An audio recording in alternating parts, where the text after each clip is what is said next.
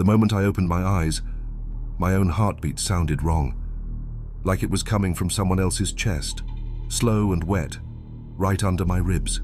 My name's Harper. 22, third-year nursing student at Ohio State's regional campus in Mansfield. They stuck us in this old converted staff dormitory called Evergreen Court, right on the edge of the hospital grounds, maybe 200 yards from the service entrance where the morgue vans back in at night. Brick building from the 1960s, narrow windows, hallways that smelled like old coffee, and something sharper underneath. First night there, I blamed the move. New city, new roommates. First time sharing a kitchen with people who weren't family. But by the third night, the dreams started. Not falling off a cliff dreams. Worse. Dreams where hands, small, cold, slid under my skin and tugged, gentle, like testing how much give there was before something tore. I'd wake up soaked, sheets twisted, tasting metal in my mouth. The room always felt crowded after, like the air had too many people breathing in it. Small things piled up fast. I'd leave my stethoscope on the nightstand. Come back from the bathroom, it'd be looped around the bedpost like someone was wearing it. My anatomy textbook would be open to pages on cardiac anatomy. Always the same diagram. Fibrous adhesions wrapping the heart like vines choking a tree. My roommate Jenna had a rescue hamster she named Pickles. Little guy ran on his wheel at 3 in the morning like clockwork. One night I woke to growling, not squeaking. Actual low, throaty growling from the cage. I sat up, heart hammering. Pickles was frozen, staring at me through the bars, eyes black and wide. The wheel was still spinning, slow, like something had just stepped off. The growling stopped the second I turned on the light.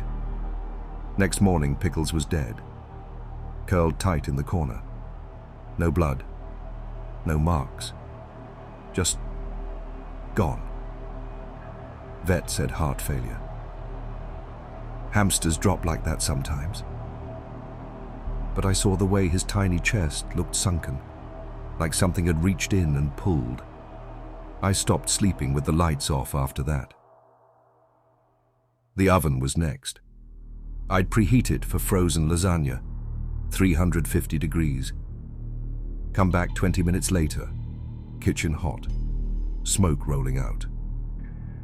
Dial cranked to 500, broil. I hadn't touched it. Happened 4 times in 2 weeks. Once when Jenna and our other roommate Mia were both at clinicals. I stood there watching the knob turn itself, click, click, click, right in front of me. I told them. They laughed at first. Then Mia admitted she'd had the same thing. Thought I was pranking her. But when it happened while I was alone, she stopped laughing. The nightmares got specific. Always an old woman. Hospital gown hanging loose, hair wet, stringy, face grey like old newspaper. She'd stand at the foot of my bed, lean close, breath smelling like formaldehyde and pennies. Whisper my name. Harper, like she'd been saying it for years. In one dream, she pressed her palm flat to my chest. "I'm taking something," she said. "Just a little. You won't miss it till later." I woke up gasping. Couldn't move. Full sleep paralysis. Her shape still in the room, corner of my eye, until I blinked hard and she was gone. But my chest hurt after. Deep bruise feeling. No mark. Just ache. During my ICU rotation, I told my preceptor, Ms. Torres, older nurse, no nonsense, coffee breath and steady hands. When I mentioned Evergreen Court, her face changed. "I lived there," she said quiet. "Back in the 90s, when they let staff stay cheap. Heard running upstairs every night. Complained. Housing said the floor above was empty. Abandoned after a pipe burst in '88. Nobody up there." She paused, stirred her coffee. "One night my sister visited. We were in the kitchenette. Both saw a woman in white pass the doorway. Nightgown, bare feet, wet footprints on the tile that dried up before we could point them out. She looked at me straight. "Harper, if you're having dreams about an old woman, get out. Now." I laughed it off. Had to. But that night, walking back across campus, the morgue lights were on. Blue glow spilling onto the sidewalk. I swear something moved behind the frosted glass. Tall, thin, watching me pass. If you're listening to this on Mr. Nightfear, you already know things like this don't end well. The feeling got heavier after that, like the building was breathing around me, waiting. One night I woke at 3:17 a.m. exactly. Room cold, radiator silent. Footsteps overhead, slow, deliberate. Back and forth, then stopped. Right above my bed. Then a soft knock. From the ceiling. 3 taps. Pause. 3 more. I stared up, heart in my throat. Something scratched, slow, across the plaster, like fingernails testing for weak spots. Then silence. But the air smelled wrong. Bleach. Pennies. Wet concrete. And deep in my chest, for the first time, I felt it. A second beat. Faint. Out of sync. Answering. Like something inside me had finally woken up, and it was smiling. The second heartbeat didn't stay faint for long. By the end of that week, it had found its groove, half a beat behind mine at first, then sinking up slow, like a shadow learning to walk in step. I'd catch myself in the middle of clinicals, hand drifting to my chest without thinking, fingers pressing just hard enough to feel the double thump. Thud, thud, thud, thud. Sometimes mine led, sometimes hers answered, soft, almost polite, like she was saying, "I'm still here, don't worry." I started sleeping with the door locked, chain on, desk chair wedged under the knob. Didn't help. The pacing overhead got louder, not frantic, just steady. Every night around 3:17 a.m. right on cue, back and forth above my bed. Pause, back and forth again. Like someone up there was measuring the floorboards, deciding where to step next. One night the footsteps stopped directly over my pillow. Then a soft scrape, nails on wood, slow circle, like tracing the outline of my body from the other side of the ceiling. I lay there frozen, staring up at the plaster. A tiny crack I'd never noticed before, spiderwebbed outward, thin as a hair. Dust sifted down, landed on my lips, tasted like old pennies. Next morning, Jenna found me in the kitchen, staring at the oven. Door wide open, racks pulled halfway out. Inside, on the middle rack, sat Pickle's empty cage. Door unlatched, bedding scattered like someone had shaken it out. The hamster was long gone, buried in the campus pet cemetery 2 days earlier. But the cage was back, warm, like it had just come out of the oven. Jenna went pale. "Harper, I didn't put that there."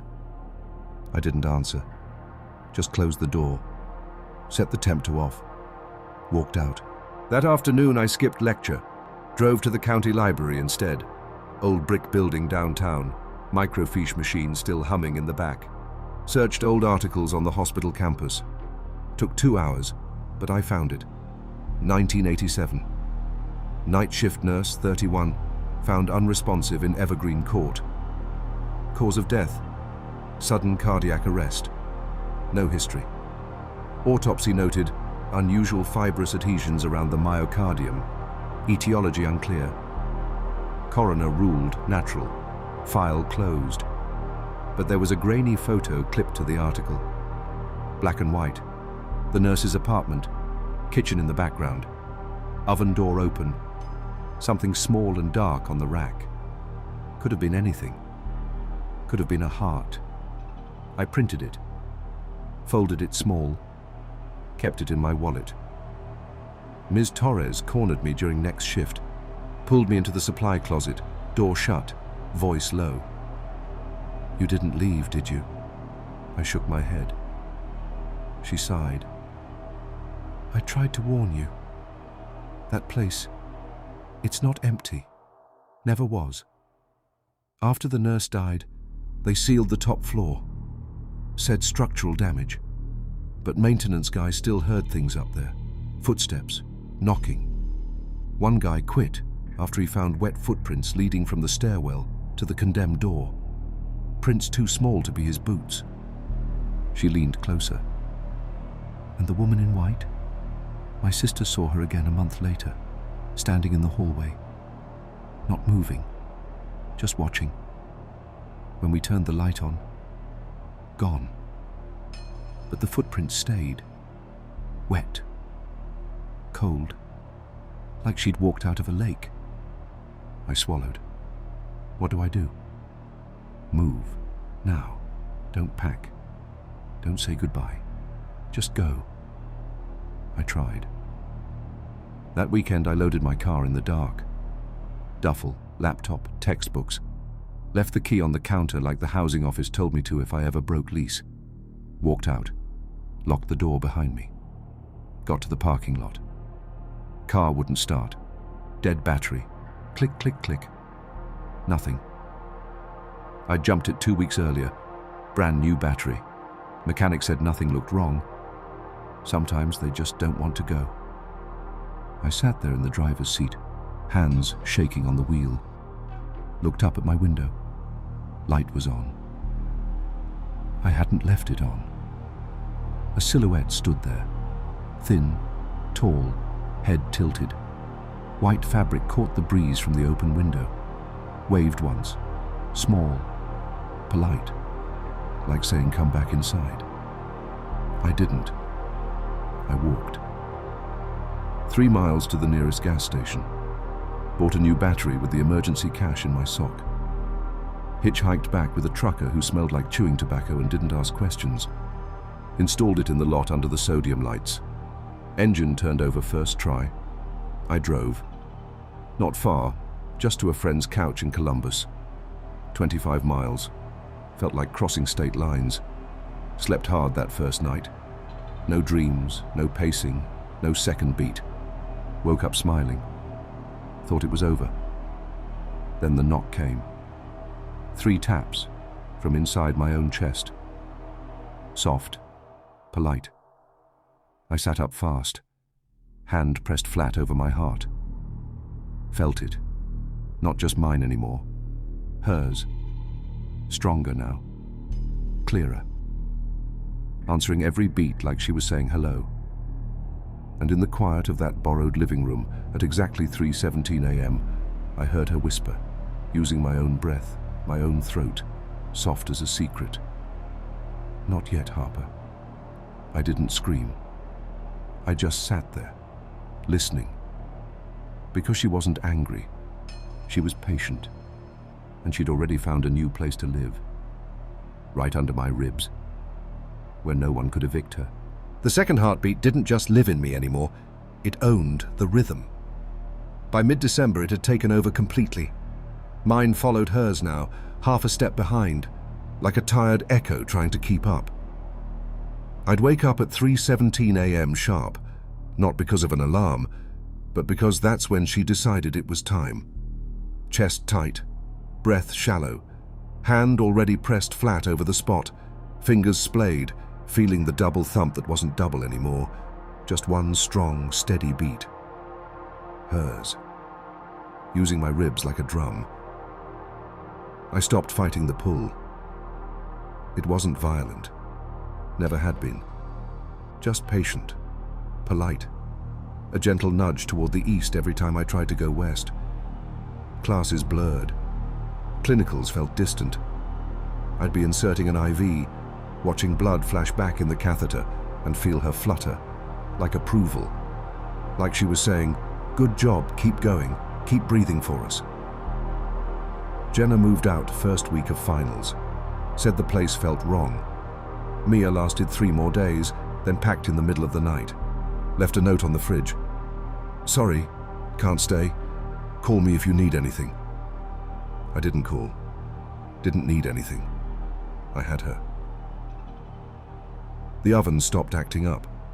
No more temperature spikes. No more racks pulled out. It just sat there, door closed, quiet, like it had finished its job. The pacing overhead stopped too, because she didn't need the floor above anymore. She had me. Christmas break came. Campers emptied. Snow fell thick and quiet over Mansfield, blanketing the hospital grounds in white that looked blue under the morgue lights. I stayed. Couldn't leave. Every time I packed a bag, my hands would slow. Fold clothes too neat. Place them back in drawers, like someone else was deciding the order of things. Ms. Torres called on Christmas Eve. Number blocked, but I knew. "Harper," she said when I answered, voice tight. "You didn't move?" "No." A long pause, breathing on the line. "I went back to Evergreen last week, after hours. Side door was unlocked. Walked up to your floor. Your apartment door was open, lights off, but the kitchen light was on. Oven door wide. Something on the middle rack. Small, dark, beating." She swallowed. "It looked like a heart. Not human, not animal. Just beating. Slow. Like it was waiting." I didn't speak. "Harper," she whispered. "Get out. Tonight. Drive. Don't stop." I hung up, walked to the window, looked out at the snow. The morgue dock lights were on, blue glow cutting through the white. A silhouette stood there, thin, tall, white gown catching snowflakes that didn't melt, head tilted, watching my window. She raised one hand, waved once, small, polite. "Come home." I didn't wave back. I just turned off the lights, lay down on the bed, closed my eyes, and waited. 3:17 a.m. came. The room cooled. The radiator hissed once, then died. Footsteps, soft now, not overhead. In the hallway, coming closer. Door handle turned slow. Click. Door opened. No creak, no slam. Just open. She stepped in. Not old, not grey. Younger than me. Hair dry, soft waves. Gown clean. Face mine. Exactly mine, but calmer. Eyes clearer. Smile warmer. She crossed the room, sat on the edge of the bed, reached out, took my hand. Cold at first, then warm, like she was borrowing my heat. "You carried me well," she said. My voice, her words. Farther than the others. They all fought, broke, stopped breathing. You kept going. You kept the rhythm. She placed my hand over my chest. "Feel." I did. One beat. Strong. Steady. Hers. No second anymore. Just one. Perfect. She leaned in, forehead to mine. "I don't need to take the rest," she whispered. "You gave it freely. Every mile, every nightmare, every time you pressed here and wondered why it hurt. You gave me a body that walks, a heart that beats, a life that moves through the world." A soft laugh, mine, but lighter. "So I'm giving it back." She pressed harder. Something shifted, not pain, Release, like roots sliding free after rain. The beat stuttered once, then steadied. Mine again. Only mine. She stood, walked to the door, paused, looked back. If you ever feel a flutter, a skip at 3:17, she smiled. It's just memory, not me. The door closed soft. Snow kept falling outside. I lay there, breathing. One heartbeat, loud in the quiet. No bleach, no pennies, no wet concrete. Just me, Harper, alive. I got up at dawn, packed light, left the key on the counter, walked out into the snow. Car started first try, drove west, past Columbus, past fields buried white. No pull, no voice, just road, just sky, just one stubborn beat keeping time. I don't wake at 3:17 anymore. I don't check my chest every night. But sometimes, when snow falls thick or when I pass a hospital sign on the interstate, I press my palm flat, feel the single thud, and smile. Because she kept her promise. She left, and took nothing with her, except the memory of what it felt like to share a heartbeat, and that's enough, for both of us. The end.